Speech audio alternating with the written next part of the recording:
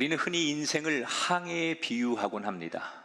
여러 이유가 있겠지만 그 중에 하나는 아마 파도를 따라서 오르락 내리락 하는 모습이 마치 우리가 살아가는 인생과도 같기 때문에 그렇게 표현한 것 같습니다.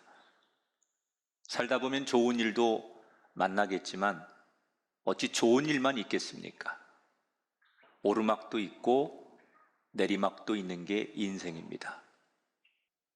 특별히 인생의 내리막 가운데 자기에게 가장 큰 고통을 주는 최악의 내리막을 사람들은 만납니다. 심지어 하나님의 아들이고 능력 많으신 예수님도 이 문제에 있어서는 예외가 아니었습니다. 예수님은 사역하는 동안 숱한 고비가 있었지요. 또 피하고 싶은 최악의 절망적인 상황을 맞닥뜨리기도 합니다. 그럼에도 불구하고 지금까지 우리가 예수님을 위대하다라고 고백하는 이유는 그 고비를 넘는 과정 속에 하나님이 가장 기뻐하시는 방법으로 이겨내셨기 때문입니다.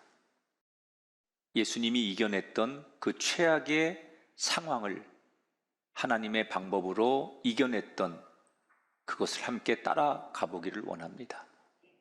지난 시간에 예수님께서 유월절 식사를 마치시고 제자들과 함께 마지막 기도를 하기 위해 감람산으로 가신 이야기까지 소개를 해드렸습니다. 그 감람산에서 무슨 일이 일어났을까요? 36절에 보니까 예수께서 제자들과 함께 겟세마네라 하는 곳에 이르러 제자들에게 이르시되 내가 저기 가서 기도할 동안에 너희는 여기 앉아 있으라 하셨다. 제자들과 함께 감람산에 도착해서 중간쯤에 11명의 제자 가운데 8명을 여기 있으라고 하고 예수님은 3명만 더 데리고 기도의 자리로 나가십니다. 3명의 제자는 베드로, 요한, 야고보 이들만 데리고 기도의 자리로 가십니다. 그리고 솔직하게 3 제자에게 예수님 마음을 드러내십니다. 나 지금 너무 힘들다. 내 마음이 어찌할 수 없을 만큼 너무 괴롭고 고통스러우니 같이 기도해달라. 예수님 그렇게 말씀하세요. 그리고 예수님은 기도를 부탁하고 당신도 기도하기 시작합니다. 예수님이 드렸던 기도는 세 번의 기도를 드리시는데 그 첫 번째 기도가 39절에 소개됩니다. 내 아버지여 만일 할만하시거든 이 잔을 내게서 지나가게 하옵소서. 그러나 나의 원대로 마옵시고 아버지의 원대로 하옵소서. 예수님의 기도는 흐름이 있어요. 자신의 생각을 이야기하지만 결국 하나님 아버지의 뜻에 순종하겠다는 거예요. 지금 예수님은 엄청난 내면의 전쟁을 치르고 있어요. 그런데 예수님께서 이렇게 엄청난 영적 전쟁을 치르는 동안 힘이 되어줘야 할 3명의 제자들은 뭘 하고 있을까? 예수님께서 분명히 너무 힘들고 괴로우니 함께 기도해달라고 부탁했는데 제자들은 웬일입니까? 쿨쿨 자고 있는 거예요. 그래서 예수님께서 섭섭한 마음에 그들을 깨우며 함께 기도해달라고 하는데 어떻게 잘 수 있느냐? 시험에 들지 않기 위해 깨어 있어야 된다. 이렇게 그들에게 권면하시고 다시 2번째 기도를 하세요. 42절에 보니까 기도하여 이르시되 내 아버지여 만일 내가 마시지 않고는 이 잔이 내게서 지나갈 수 없거든 아버지의 원대로 되기를 원하나이다. 2번째 기도에는 예수님이 자기의 인간적인 소원과 아버지의 뜻 사이에서 갈등을 합니다. 그러나 역시 예수님의 기도는 아버지께 순종하겠다라고 끝을 냅니다. 그리고 얼마 동안 기도한 다음에 다시 제자들을 보니 역시 졸고 있는 제자들을 확인한 뒤에 더 이상 그 제자들을 깨우지 않아요. 그리고 다시 세 번째 기도를 드려요. 이미 앞에서 첫 번째, 두 번째 엄청난 내면의 전쟁을 치룬 예수님은 이미 몸과 마음과 영혼이 굉장히 지쳐 있었어요. 그래서 마지막 세 번째 기도를 드릴 때는 정말 세상 말로 미친 사람처럼 기도하십니다. 이미 온 몸은 완전히 땀에 젖어 있었고 통곡하고 목이 메어 울던 목소리는 갈라지고, 그리고 그 표현을 온몸으로 몸부림쳤기 때문에 육체적으로도 탈진이 되고 정신적으로도 오락가락 할 만큼, 보통 사람들이 보면 어떤 사람이 약간 제정신이 아닌 횡설수설하는 듯한 아마도 그런 모습으로 세 번째 기도를 드리십니다. 그런데 이 세 번째 기도도 역시 예수님은 점점 시간이 갈수록 첫 번째, 두 번째 기도처럼 결국 하나님의 뜻 앞에 순종하겠습니다라는 기도로 바뀌어요. 그리고는 이 세 번째 기도까지를 마치신 예수님은 뭔가 굳은 결심을 했다는 듯 벌떡 일어나 제자들에게 다가가십니다. 여기까지가 그 유명한 예수님의 겟세마네 기도에 대한 내용입니다.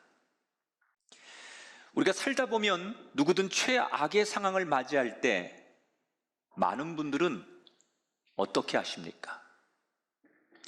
예수를 믿는 우리들의 경우를 이야기해 보면 일단 우리는 세상 사람과 다르게 기도하러 나오죠. 간절하니까 그 문제를 하나님 앞에 가지고 나와서 기도합니다. 그리고 기도를 시작하긴 하는데 시간이 갈수록 우리들의 기도는 굉장히 격렬해집니다. 처음에 차분하게 시작한 사람도 점점점 격렬해지고, 처음부터 격렬하게 기도했던 사람은 점점 더 격하게 기도를 합니다.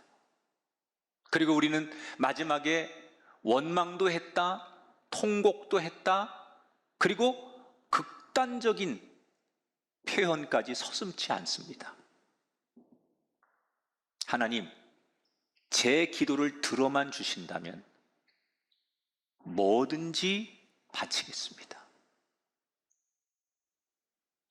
제 기도에 응답만 해주신다면 하나님을 위해 뭐든지 하겠습니다.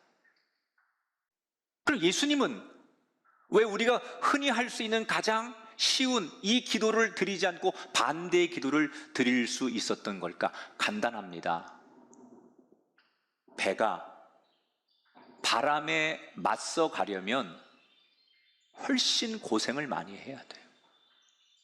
그러나 그 배가 바람을 등지고 순리대로 그 바람에 나를 맞추면 큰 힘을 들이지 않아도 쭉쭉 전진할 수 있는 거예요.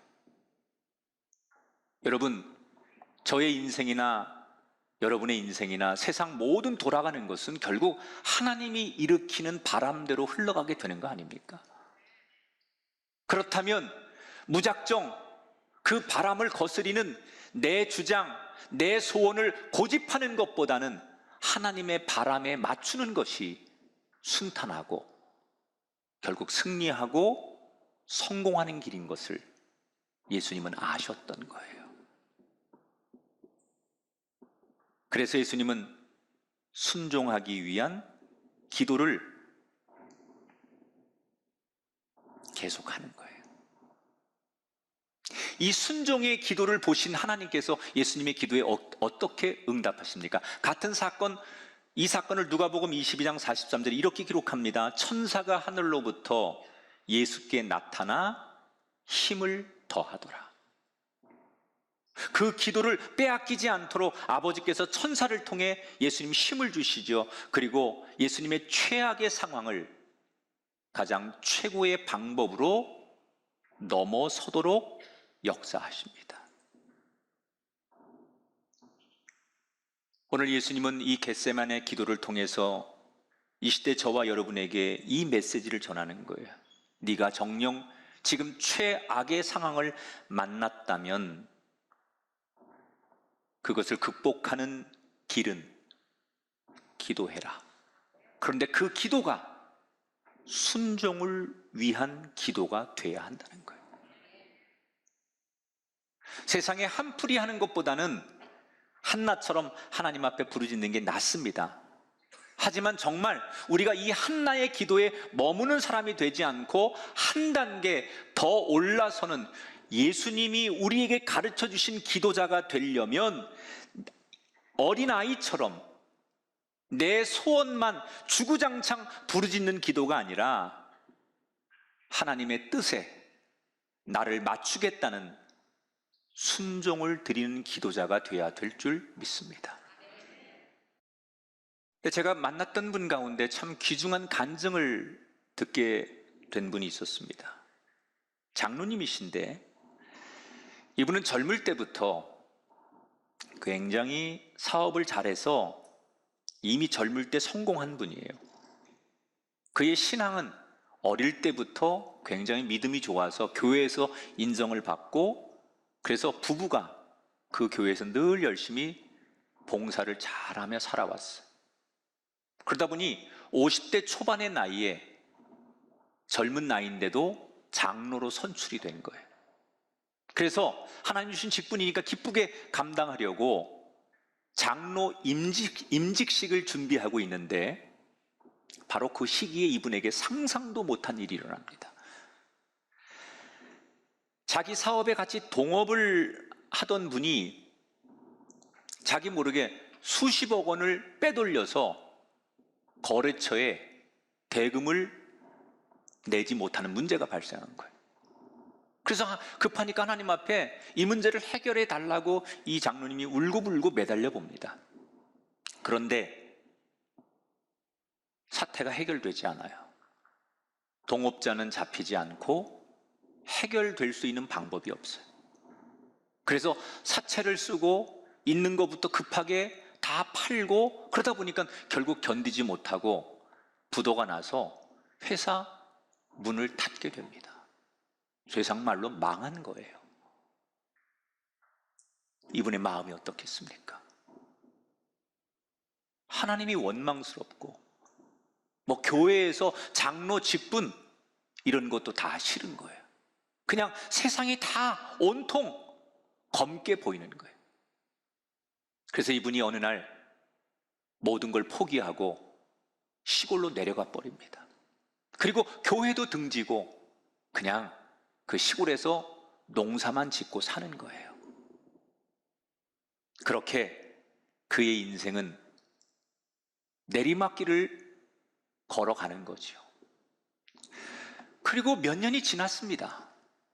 그 시골에 사는 그분이 건강검진을 받으러 병원을 갔는데 깜짝 놀라는 거예요. 원래 사업할 때 많은 질병들이 있었대요. 그래서 늘 좀 위험하고 너무 바쁘게 스트레스를 받다 보니 이분이 많은 질환들이 있었는데 몇 년 동안 이 시골에 와서 농사 짓다 보니까 원래 있었던 질병들이 깨끗하게 다 사라진 거예요. 그리고 그 지난 몇 년 사이에 시골 가서 농사를 짓고 먹고 살려다 보니 이거를 어떻게든지 도시에 팔아야 되는데 자기가 옛날에 사업했던 경험을 떠올려 보면서 시장 조사도 하고 이거를 판로를 이렇게 개척도 해보고, 그래서 그냥 그 시골에서 자그맣게 농사를 짓고 먹고 살기 위해서 시작한 이것이 나중에 농작물을 유통하는 회사를 만들게 되는 거예요. 그리고 제법 이 회사가 생각보다 건실하게 성장을 해가고 있어요. 어느 날 문득 자신이 지금 처한 상황에서 자신을 되돌아보는데 이런 생각이 들더라는 거예요. 그때 내가 망한 게 다행이구나. 왜? 그때 망했기 때문에 내가 가장 중요한 건강, 생명을 찾을 수 있었다는 거예요.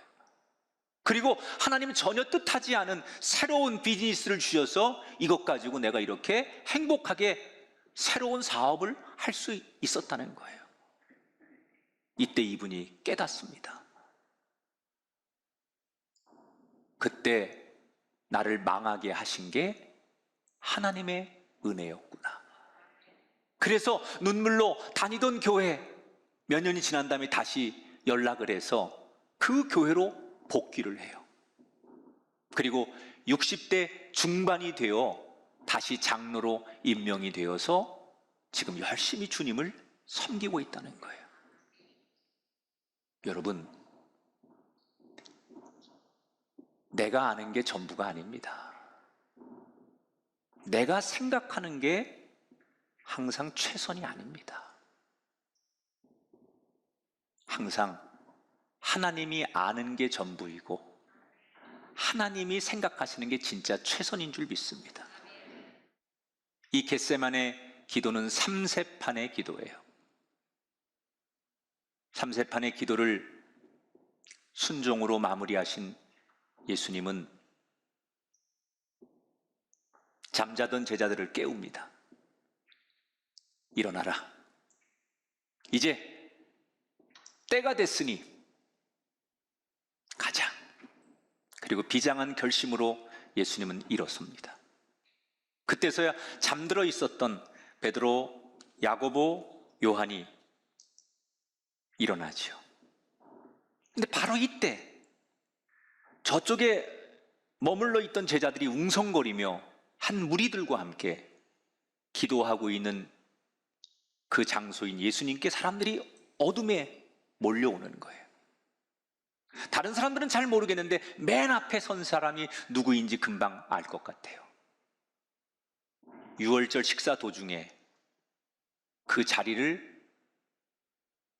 겸연쩍어 도망치듯 나갔던 가룟 유다가 그 뒤에 칼과 몽둥이들로 무장한 여러 사람들을 이끌고 예수님께 다가오는 거예요.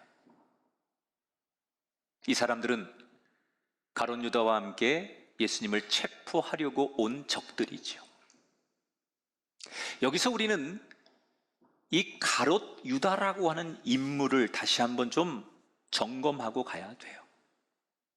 사람이 살면서 제일 힘들 때는 언제냐면 가장 가까운 사람들에게 당하는 배신과 상처죠. 아마 여러분들의 인생 속에도 이 문제로 너무 고통스러워하고 그게 평생의 트라우마로 해결되지 않는 분들이 계실 거예요. 차라리 모르는 사람들이 저 멀리서 모르고 그러는 건 바람처럼 지나가고 잊어버릴 수 있지만 내가 너무나 믿었고 사랑했고 둘도 없는 관계라고 생각하고 어떻게 네가 그럴 수 있어? 라고 하는 상대에게 당하는 아픔과 배신은 사람은 표현이 안 되는 거예요. 지금 예수님이 그런 거 아닙니까?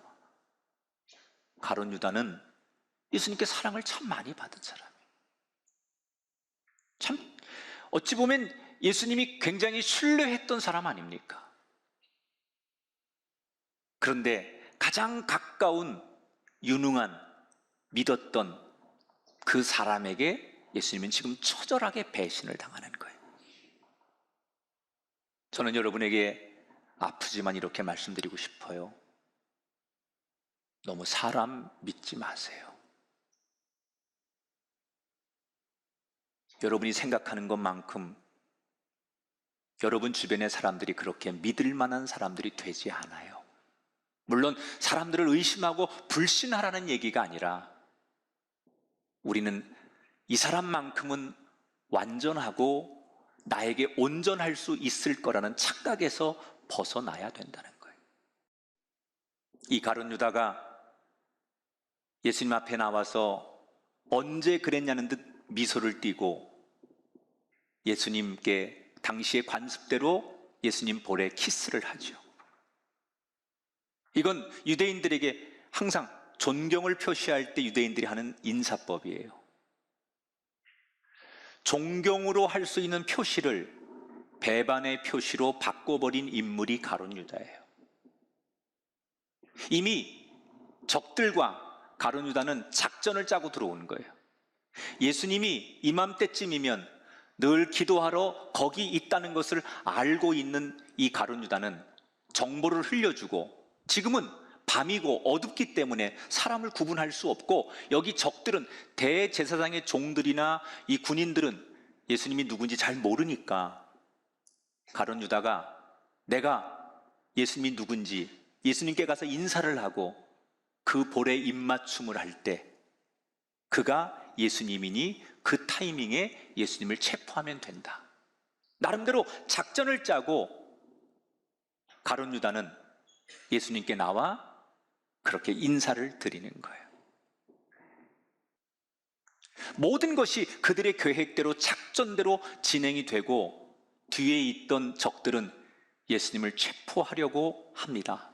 이때 갑자기 예수님이 체포된다는 데에 대한 불안감을 느낀 제자들이 그들과 맞서 싸우면서 충돌이 일어나고, 순식간에 기도의 자리는 아수라장이 됩니다. 거친 몸싸움과 고성과 그리고 비명이 오가는, 말 그대로 조금 전 기도하던 그 자리가 가장 추악한 자리가 되었어요. 바로 이때 베드로가 자기 선생님 예수님을 지키기 위해 칼을 꺼내 들고 적들과 맞서 싸우다 대제사장의 종 중에 한 명인 말고라고 하는 사람의 귀를 다치게 합니다. 그리고 피가 철철 흐르는 이 상황에서 예수님께서 베드로를 책망하기 시작해요. 지금 뭐 하는 짓이냐? 그리고 유명한 얘기 아시죠? 칼을 쓰는 자, 칼로 망하게 된다. 그리고 예수님을 대신해서 베드로와 제자들이 당당하게 그들과 맞서 싸우는 것을 멈추게 하시고 예수님은 스스로 그들에게 체포가 되세요. 자신을 위해 목숨을 바쳐 불의와 맞섰던 베드로를 왜 그 상황에서 예수님은 혼내셨던 걸까? 두 가지 이유가 있어요. 첫째로, 예수님이 적들에게 체포되는 것이 하나님의 뜻이었기 때문입니다. 사실 예수님이 마음만 먹으면 지금 예수님을 잡으러 온 이 정도의 군대 정도하고 비교할 수 없을 만큼 그들을 완전히 쓸어버릴 만큼의 힘과 권세가 예수님께 있어요. 그러나 당신이 그들에게 어린 양처럼 잡히는 것이 하나님의 뜻이었기에 제자들에게 방해하지 말아라, 그런 뜻으로 말씀한 거예요.